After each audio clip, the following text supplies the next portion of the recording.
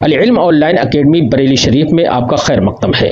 مدرسے میں پڑھنے کا جنہیں موقع نہیں مل سکا ان کے لیے ایک عظیم خوشخبری۔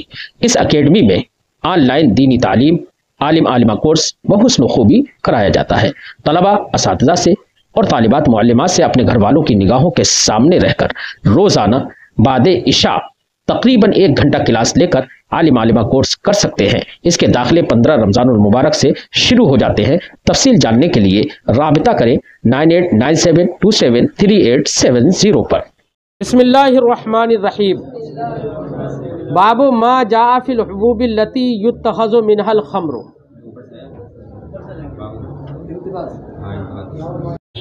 اس باب میں یہ بات آئے گی کہ نبیذ مختلف گلوں سے، مختلف پھلوں سے تیار کی جاتی ہے۔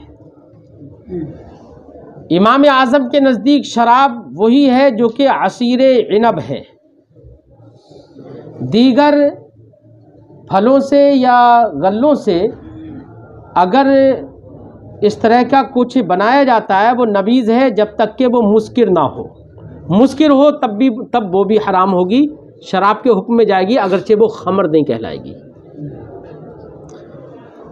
باب ما جاء فی الحبوب التي يتخذ منها الخمر، یہ باب ہے ان دانوں اور غلوں کے بیان میں التی یتخذ منها الخمر جن سے شراب بنائی جاتی ہے۔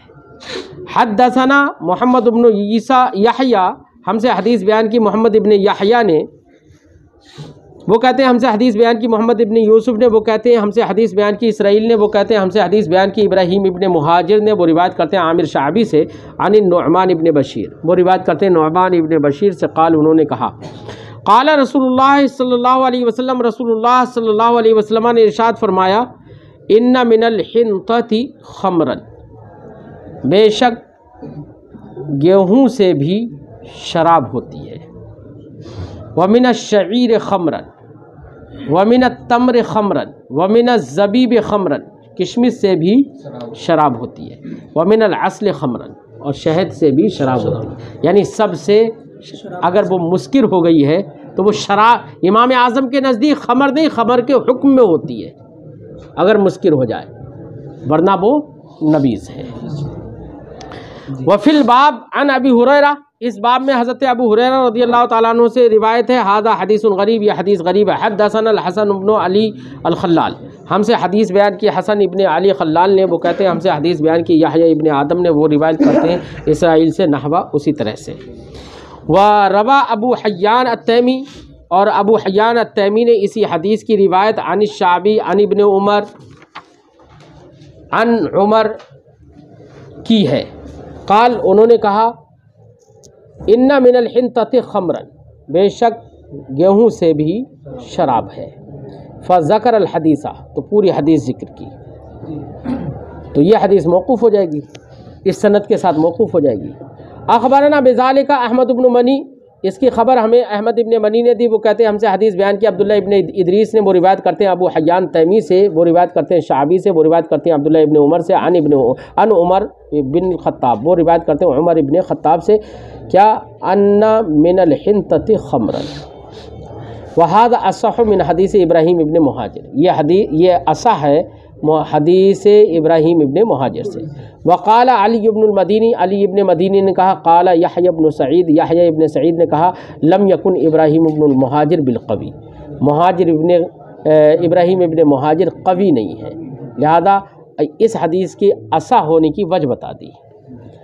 حدثنا احمد ابن محمد، ہم سے حدیث بیان کی احمد ابن محمد نے، وہ کہتے ہیں ہم سے حدیث بیان کی عبداللہ ابن مبارک نے، وہ کہتے ہیں ہم سے حدیث بیان کی اوزاعی نے اور اکرمہ بن عمار نے، قالا انہوں نے کہا، دونوں حضرات نے ہم سے حدیث بیان کی ابو کثیر سحیمی نے، قال انہوں نے کہا سمعت ابا ہریرہ، میں نے حضرت ابو ہریرہ کو یقول کہتے ہوئے سنا، قال رسول اللہ صلی اللہ علیہ وسلم، رسول اللہ صلی اللہ علیہ وسلم نے ارشاد فرمایا الخمر من ہاتین الشجرتین، شراب خمر ان 2 درختوں سے ہے۔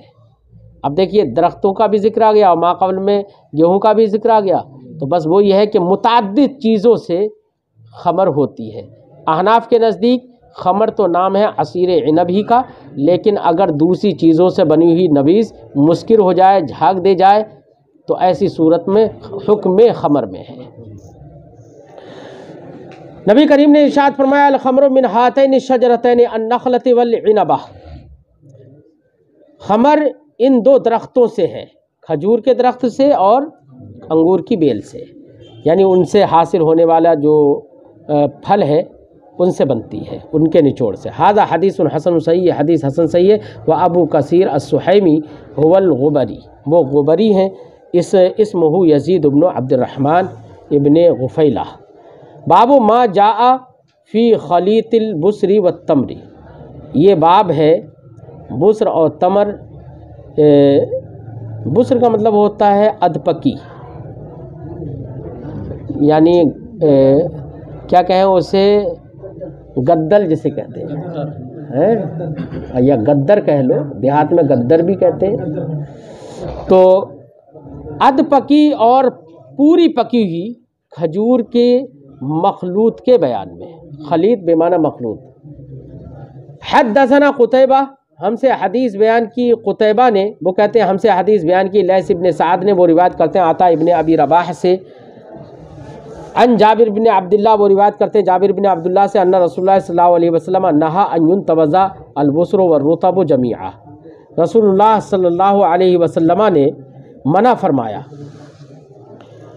کہ گدل اور پوری پکی ہوئی کھجور سے نبیذ بنایا، دونوں سے نبیذ بنائی جائے، اس سے سرکار نے منع فرمایا۔ نبیذ بنانا تو جائز ہے،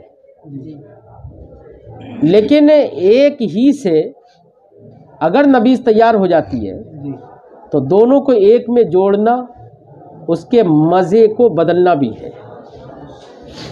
تو یہ جو ممانعت ہے، نہیں ہے، وہ نہیں یہ تحریم نہیں ہے، نہیں یہ کراہت تنزیہی ہے، کیونکہ ایک سے بھی بنائی جا سکتی ہے، ورنہ نفس جواز میں کوئی کلام نہیں ہے۔ ھذا حدیث صحیح، یہ حدیث صحیح ہے۔ حدثنا سفیان بن وکی، ہم سے حدیث بیان کی سفیان ابن وکی نے، وہ کہتے ہیں ہم سے حدیث بیان کی جریر نے، وہ روایت کرتے ہیں سلیمان تیمی سے، وہ روایت کرتے ہیں ابو نضرہ سے، وہ روایت کرتے ہیں ابو سعید سے، ان نبی صلی اللہ علیہ وسلم نہا عن البصر والتمر ان یخلط بینہما، کہ ادپکی اور پکی ہوئی کھجوروں کو آپس میں ملانے سے سرکار نے منع فرمایا۔ اب آپس میں ملانے سے ہی جب منع فرمایا تو نبیذ اگر دونوں کی بنائی جائے تو اس میں اختلاط تو ہوگا نا۔ وَنَهَا عَنِ الزَّبِيبِ وَالتَّمَرِ، ایسے کشمش اور کھجور کو بھی منع فرمایا، ان یخلط بینہما، کہ ان کے درمیان اختلاط کیا جائے۔ وَنَهَا عَنِ الْجِرَارِ ان يُنْتَبَذَ فِيهَا، ایسے ہی سرکار نے گھڑوں میں نبیذ بنانے سے بھی منع فرمایا۔ اور گھڑوں میں نبیذ بنانا چونکہ اول امر میں منع تھا، اور علت اس کی ہم کل بتا چکے ہیں، تو ممکن یہ بھی ہے کہ یہ اختلاط سے جو منع فرمایا یہ بھی اول امر میں ہو۔ وفی الباب عن انس، اس باب میں حضرت انس، حضرت جابر، حضرت ابو قتادہ، حضرت ابن عباس، حضرت ام سلمہ، حضرت معبد ابن کعب سے روایت ہے، اور معبد ابن کعب روایت کرتے ہیں اپنی اماں سے۔ ھذا حدیث حسن صحیح، حدیث حسن صحیح ہے۔ باب ما جاء فی کراہیت الشرب و فی آنیت الذهب والفضہ، چلو کل پڑھتے ہیں اب اسے۔